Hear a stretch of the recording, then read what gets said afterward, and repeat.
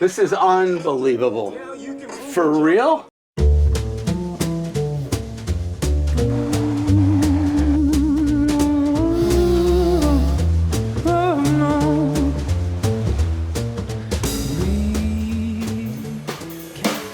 Tell me a little bit about this boat. What do you know about this? Here's what I know about it.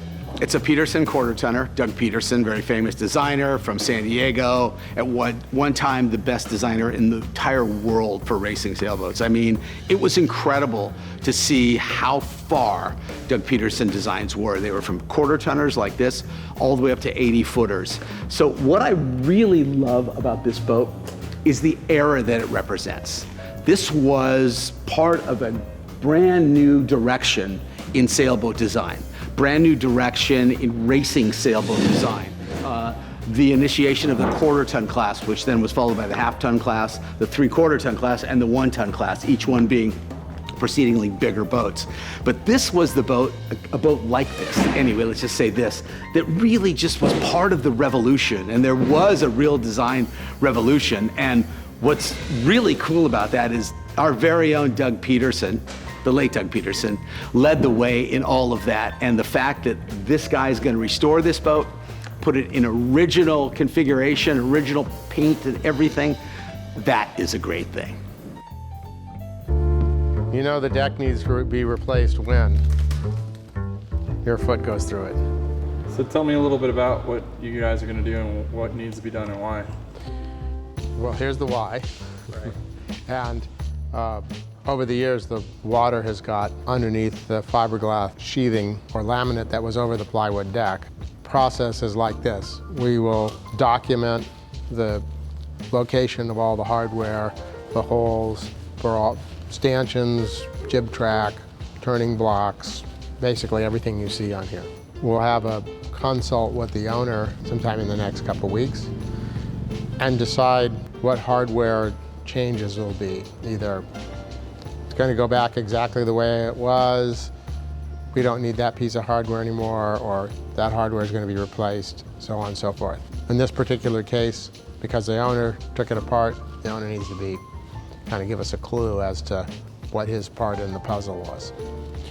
And then from that point on, after the documentation is done, we'll just start removing sections of the deck.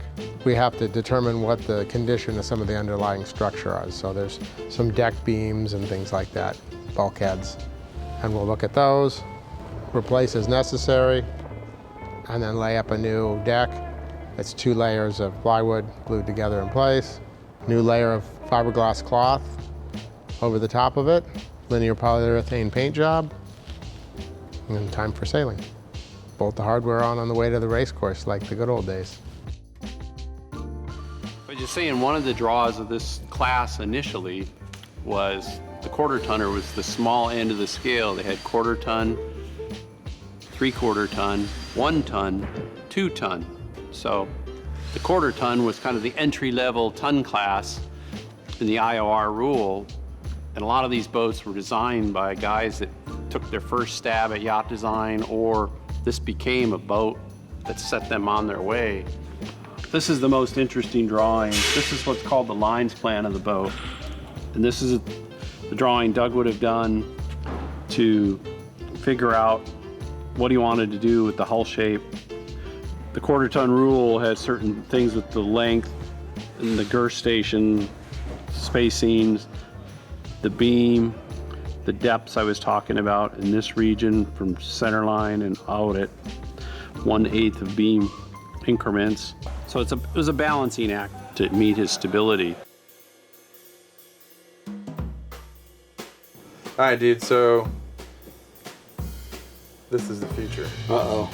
I mean, both in sailing and capturing like media on a boat and for giving cool tours of boats.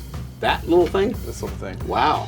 So this is a 360 camera, which creates like a virtual reality experience. So basically what we're gonna do today is have you walk around this boat, the Dicky Walker, and you're going to give a tour. And what will happen is the audience will actually, with the Oculus Rift or even like any virtual reality headset, will be able to look around while you're talking. Oh, wow. So it's kind of cool. That does sound cool. Yeah, and I want you to try it out and see what Sure. Let's do it. See what you think. I can't guarantee I won't projectile vomit while wearing that. We're not moving too much in here. This is just a... Speak for yourself, buddy. Right? Okay. But I need to know where the play button is. You'll see. Wow, holy shit. Okay, here's this. Okay. This is unbelievable. For real? Wow. That is really crazy, dude. So should we try to do one of these with this boat? Yeah, man. I don't think I can walk though. No, not with it on. Here, give me that. Okay. Give me the remote. Wow. This is the setup. Like, it's super simple. So basically what we'll do is we're gonna put a microphone on you, Okay. and then we'll sync up the audio later. Okay. So we take this 360 camera, we just put it on this monopod, and we just set it up in the room with you. And the important thing is that it's eye height. Okay. Because if it's like... Your eye height. Yeah, Mine's or about whatever. down here. Yeah, sure. All right, we'll Okay. get there we go. Maybe a little lower. Sorry. I don't want to embarrass myself in front of your friends. Too late. All right, so let's do this.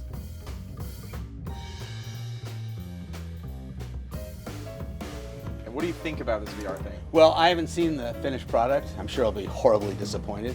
I think it's bitchin', and if it works like some of them that I've seen, this will be really cool. As long as you can edit me out, it'll be really great. All right. Yeah. Do you think there's a future for this? Absolutely. It was cool on this boat because this thing has so many layers and levels and rooms here and, you know, fornicatoriums there. I mean, pretty awesome thing. And easeability, like, you know, we don't have to carry a huge crew of people around. You feel like that's kind of something that's nice about it? It is really nice, yeah. I can just like leave you in a room and be like, bye. Don't do that. That'll be, nothing good will come of that. But yeah, I really like it. I do. I can't wait to see the finished product, bro. Cool. All right. Nice.